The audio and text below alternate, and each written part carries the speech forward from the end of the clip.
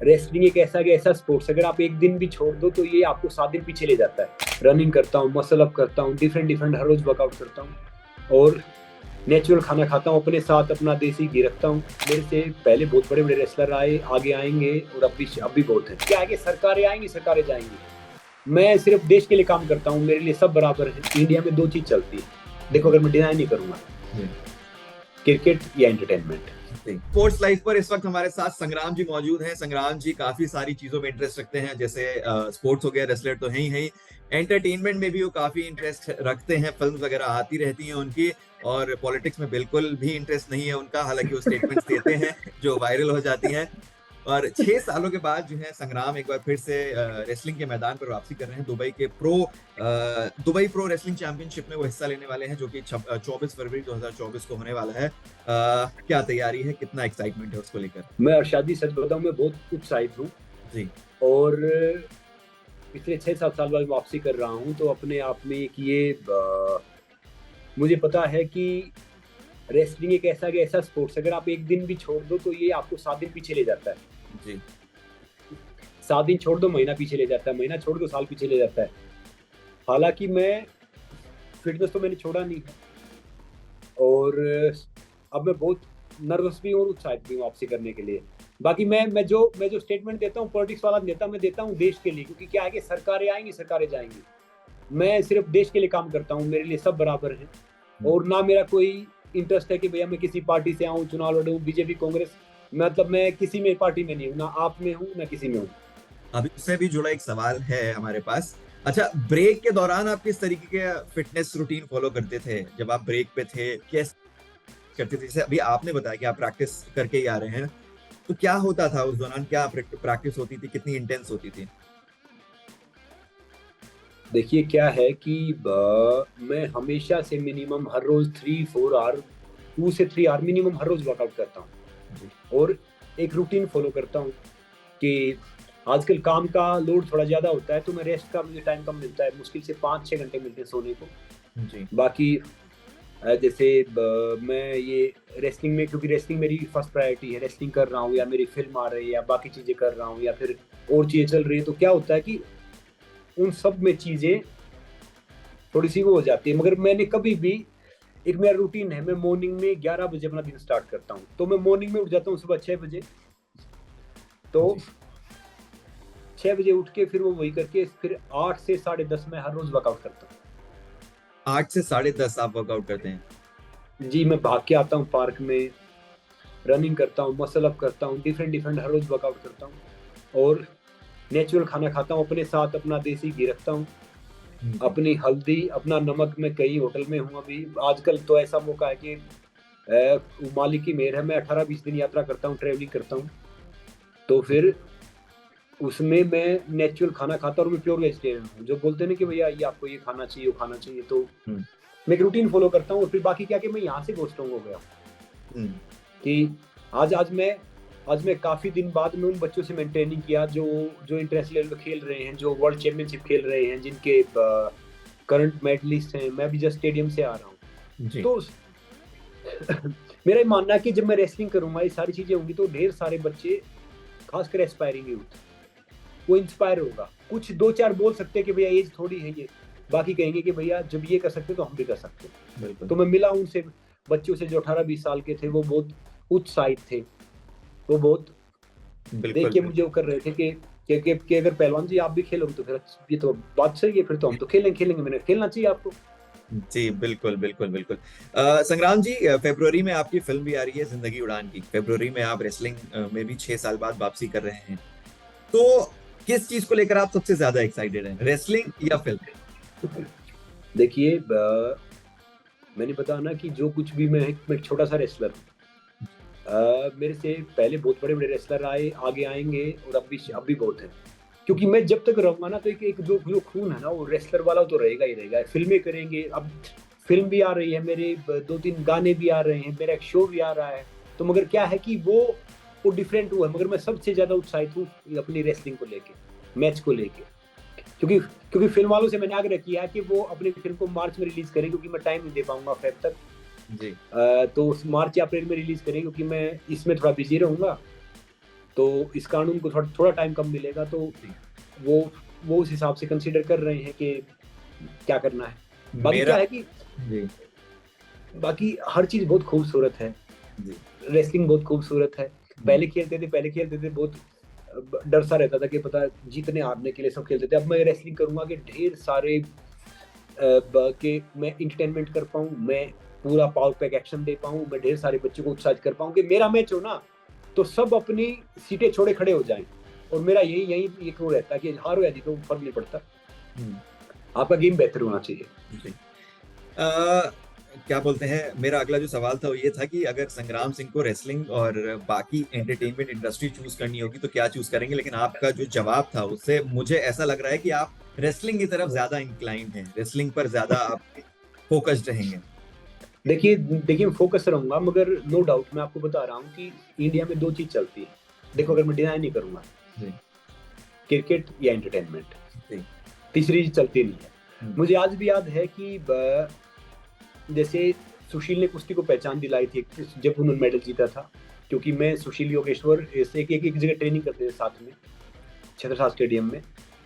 तो फिर मैं वो रेसलर बना था जो कुश्ती को अखाड़े से 5 स्टार ले गया था। जब मैंने ये शो करना स्टार्ट किए, मैंने बाकी चीज़ करना स्टार्ट किया, फिर मैंने वो सब करना स्टार्ट किया।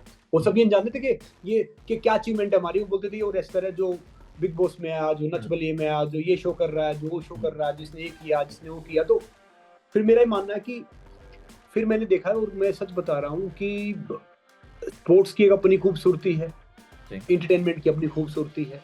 तो मैं हर चीज़ एंजॉय करता हूँ। जी बिल्कुल सही बात है। करना भी चाहिए, दोनों चीजें अपनी अपनी जगह बहुत बढ़िया हैं। संग्राम जी, भी आपने क्रिकेट की बात करी कि क्रिकेट और एंटरटेनमेंट जो है इंडिया में खूब चलता है। थोड़े दिन पहले एक जख्म लगा था देश को, वो ये था कि वर्ल्ड कप टीम इंडिया हार गई थी। एक एथलीट, एज अ एथलीट, आपको कितना बुरा लगा था, क्या था आपका टेक उस पर? देखिए क्या होता है कि मैं एज एन एथलीट बताऊं कि देखिए खेल में हार जीत चलता रहता है। जी जितने जो हमारी टीम में 3 प्लेयर थे जिनको काफी अनुभव था, जिसमें एक रोहित शर्मा थे, विराट कोहली, जसप्रीत बुमराह, बाकी सब नए बच्चे थे। मतलब उनका अनुभव उतना नहीं था जितना ऑस्ट्रेलियन टीम का था या बाकी वो था। तो उन सब ने अपना बेहतर दिया। देखो हार जीत लगा रहता है, इन्होंने 100% दिया, 10 मैच जीते उन्होंने, तब फाइनल पहुंचे। तो एक एक वो तो उनके लिए मुझे फील हुआ कि भैया इनको जीतना चाहिए था, जो इन्होंने इतनी मेहनत की है।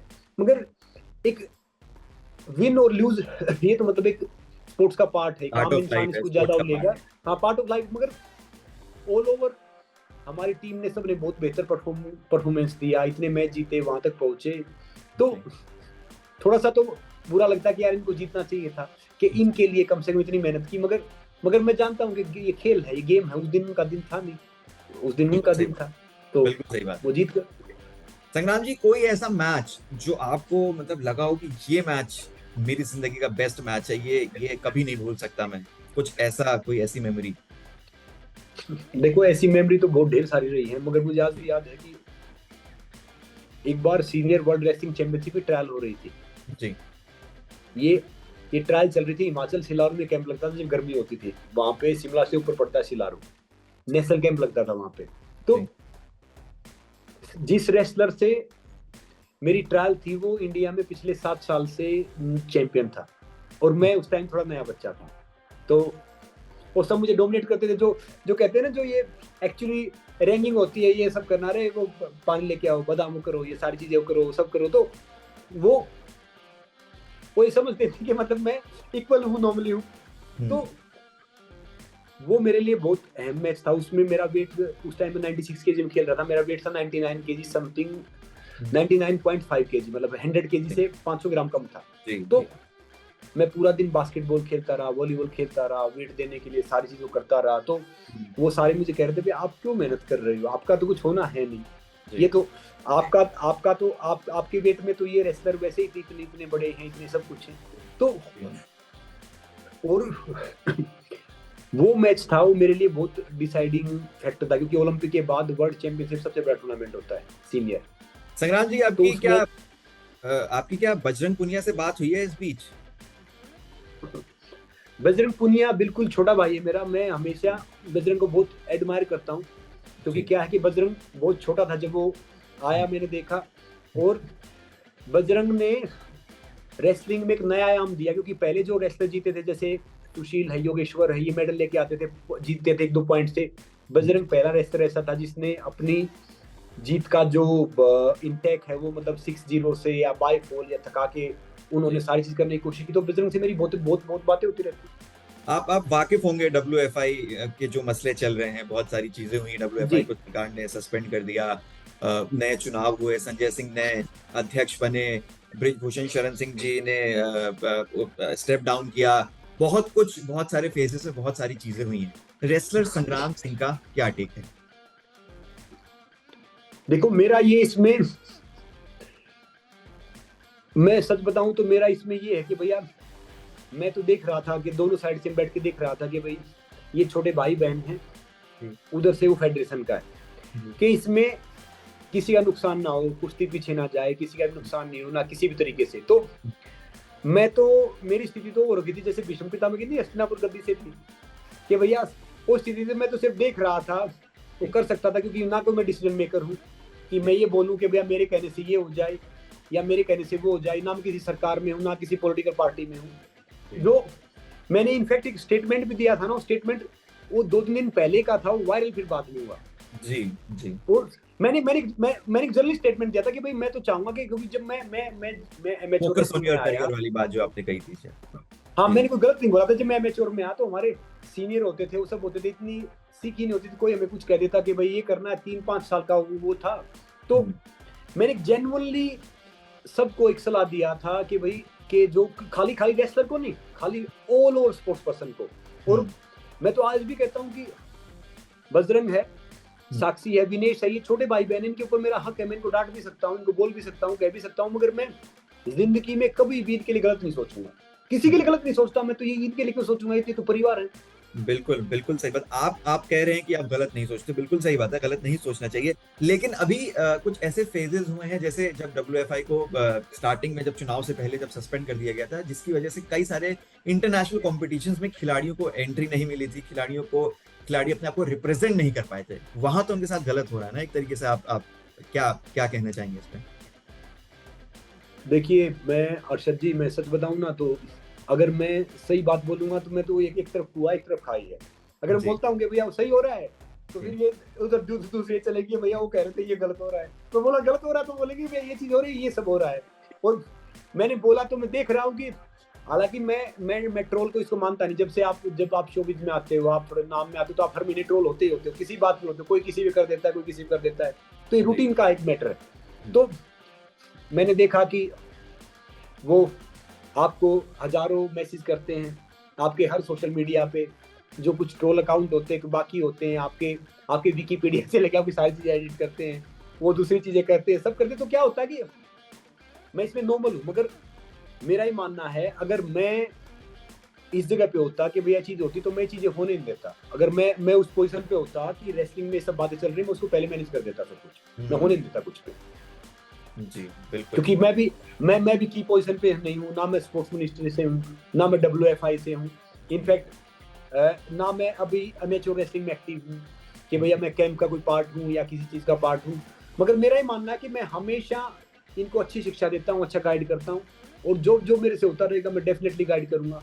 इनफैक्ट कुछ दिन पहले ही मेरी जब बजरंग एशियन गेम्स में गया तो तब भी मैंने उसको एक अपनी तरफ से प्रोत्साहित करने की कोशिश की कि भैया आप अपने आप अपना बेस्ट देखो, अपना बेस्ट करो, अपना बेस्ट पहचानो। साक्षी से मेरी बात होती है। इनफैक्ट मैं रेसलिंग फेडरेशन ऑफ इंडिया का मुझे मौका मिला था कि मैं पहला ब्रांड एम्बेसडर बना था, 2014-15 में स्पीकर बना था, तो मैं ब्रिजभूषण जी के साथ मुझे काम करने का मौका मिला था। तो देखो सब अपनी अपनी जगह, सब डिफरेंट है, सब अपनी अपनी जगह शायद सही है।